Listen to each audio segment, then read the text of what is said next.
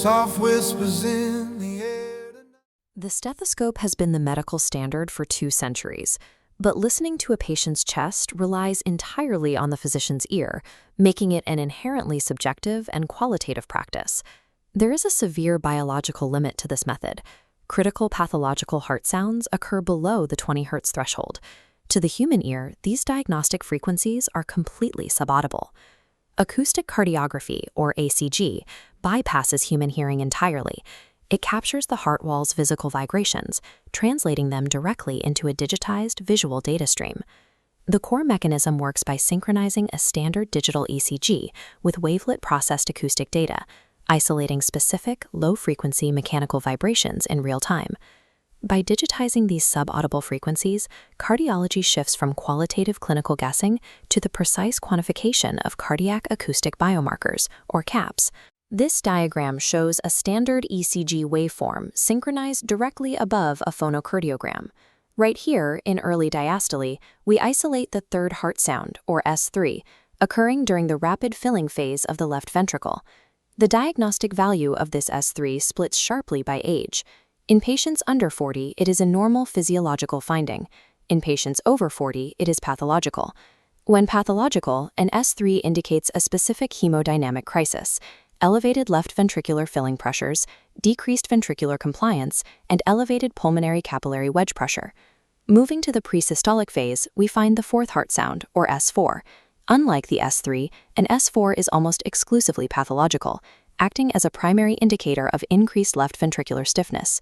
Acoustic cardiography translates the intensity and persistence of both these sounds into a strict 0 to 10 score.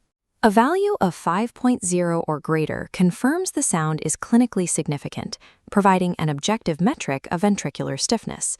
Beyond isolated sounds, ACG tracks time-based biomarkers.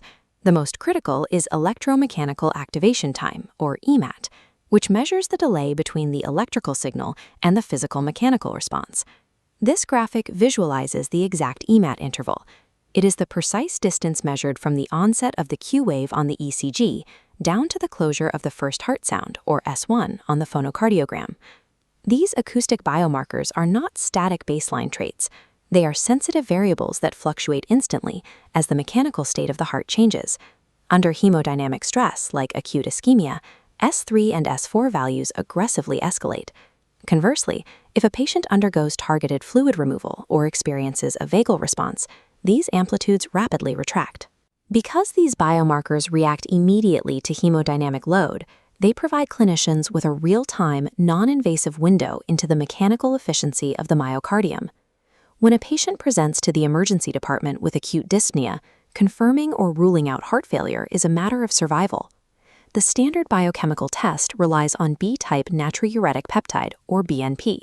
But this assay has a critical flaw: an indeterminate gray zone between 100 and 500 picograms per milliliter, where the diagnosis stalls.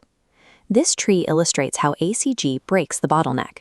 The standard BNP pathway stalls in the gray zone, but inserting S3 strength data resolves the ambiguity.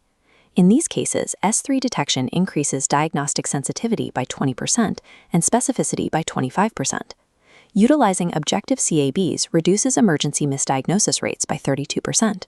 This is especially useful for obese populations, where adipose tissue hinders manual chest auscultation. Moving to outpatient stress testing for coronary artery disease, the standard 12-lead ECG has historically suffered from poor diagnostic sensitivity. The mechanical cascade of ischemia explains why. As exercise demands increase, acute oxygen deprivation stiffens the left ventricle, immediately generating an acute S4 sound. This data table compares diagnostic sensitivities, highlighting a severe disparity for female patients. Relying strictly on standard ST segment depression yields a 33% sensitivity for women with coronary artery disease. Tracking objective S4 strength during the same test increases sensitivity to 56%. There is a clinical nuance here. An exercise-induced S4 maps strictly to left ventricular stiffness. While it identifies ischemia, it will also highlight severe hypertension or age-related diastolic impairment. Acoustic markers allow clinicians to accurately phenotype complex heart failure subtypes without exclusively relying on echocardiography. For example, an EMAT to RR interval ratio greater than 11.54% successfully differentiates heart failure with normal ejection fraction from isolated hypertension. For pulmonary hypertension, determining specific vascular resistances has historically required an invasive right heart catheterization. Now, specific acoustic features provide reliable estimates. The width of the second heart sound, or S2, correlates directly with absolute mean pulmonary artery pressure, while S2 complexity maps to pulmonary vascular resistance. These isolated acoustic parameters provide the objective mechanical data necessary to definitively separate underlying disease phenotypes. The utility of acoustic biomarkers extends into managing high-risk systemic treatments, starting in the oncology ward.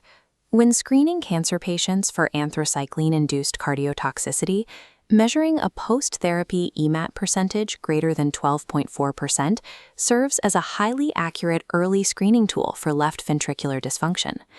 In nephrology, patients undergo intense hemodynamic stress and fluid shifts during hemodialysis. Volume depletion during dialysis can unmask underlying coronary stenosis, starving the heart muscle of blood, and resulting in a measurable increase in EMAT. This dynamic post-dialysis EMAT elevation is a powerful, independent predictor of cardiovascular mortality. Whether screening for chemotherapy toxicity, dialysis mortality risk, or predicting preeclampsia, ACG acts as a universal cross-disciplinary early warning system. In clinical settings, a brief 10-second acoustic snapshot can easily miss transient cardiac events. To catch them, the technology scales to continuous 24 to 48-hour ambulatory monitoring. This 24-hour timeline demonstrates how continuous surveillance catches silent ischemia. We see transient spikes in S4 strength corresponding with daytime physical activity. Because the system continuously records audio, it simultaneously captures snoring and respiratory frequency disruptions, allowing for the concurrent diagnosis of sleep apnea. This prolonged recording also exposes the breakdown of circadian rhythms.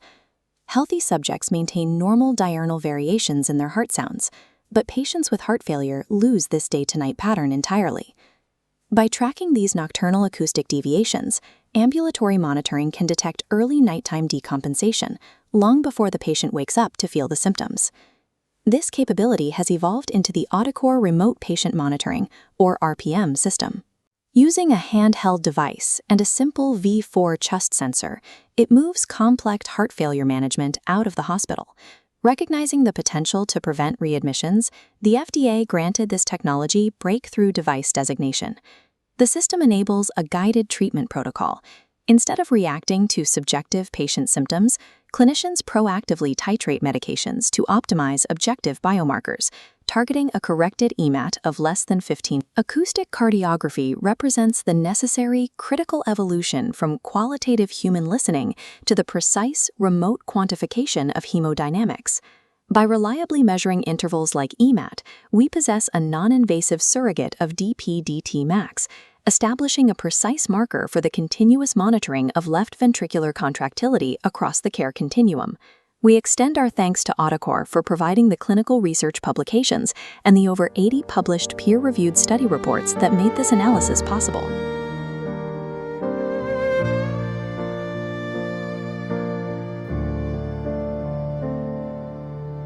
Soft whispers in the air tonight, a gentle pulse, a fading light.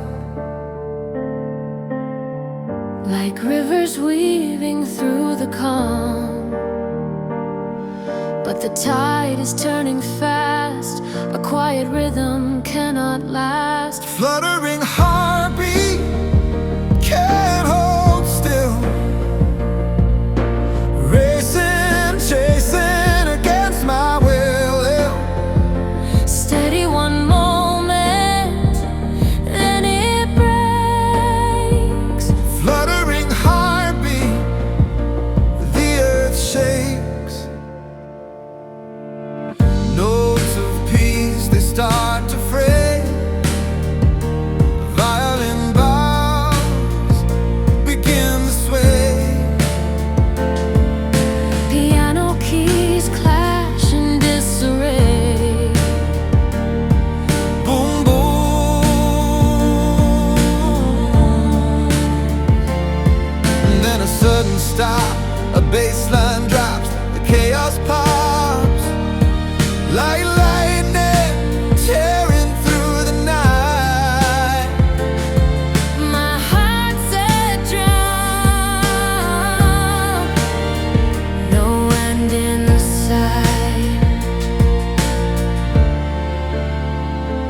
fluttering heart.